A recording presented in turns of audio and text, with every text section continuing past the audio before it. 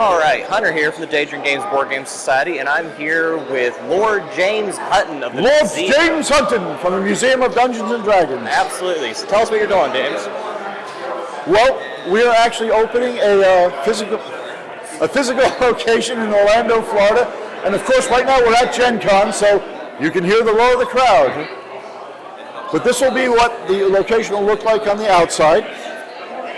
Okay. And on the inside, it will look like this. It won't be your typical museum with just empty cases and white walls. It will be something a little more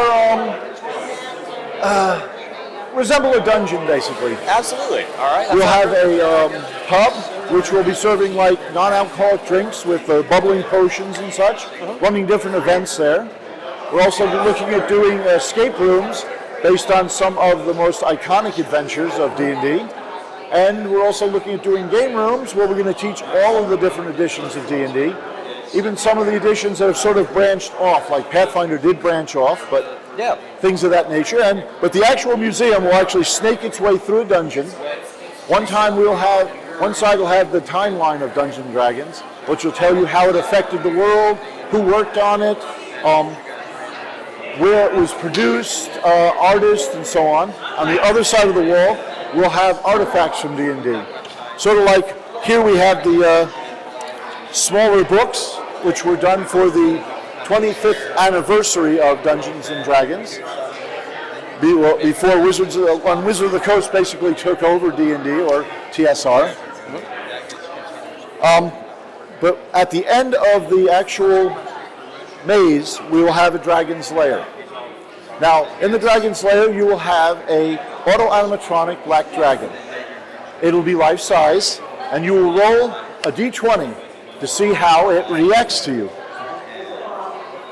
Okay, I rolled a 20, which means that I would be able to steal something from the treasure hoard of the dragon, like a commemorative coin or whatnot. If I rolled a 1, I would have gotten a certificate that said, well, you died at the museum. But that is our plans for the Museum of Dungeons and Dragons, which will be located in Orlando, Florida. Awesome. We're about 2 years out now. So what's your history with D&D? I'm sure you're obviously a player, but as far as what made you want to do this? Well, okay, I've been collecting for years. I originally started with a friend of mine had a mimeographed copy of the rules, the original rules, back in '73. Okay, everyone says 73 it wasn't produced. I know.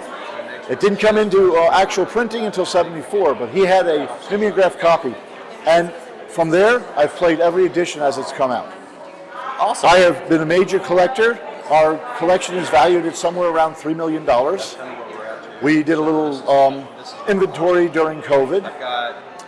A friend of mine, I was showing off the collection. We're walking through, we're looking at everything. And he goes, wow, this is really great. Oh, I love that. I love this. He goes, what are you going to do when you croak? And I went, wow, that was like self-realization. Croak? So we started contacting the museums.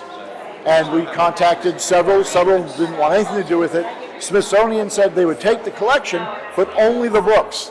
They didn't want any promotional material. They didn't want any of the, like the TSR cases or the Wizard of the Coast cases or anything like that. They just wanted the books. And we were like, well, okay. And then they said, yeah, we'll put it down in the basement. If anyone wants to reference it, it'll come out. Otherwise, it'll just sit there.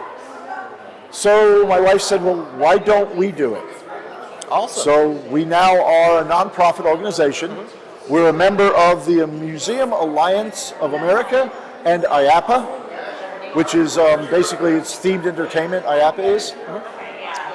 And we are moving forward.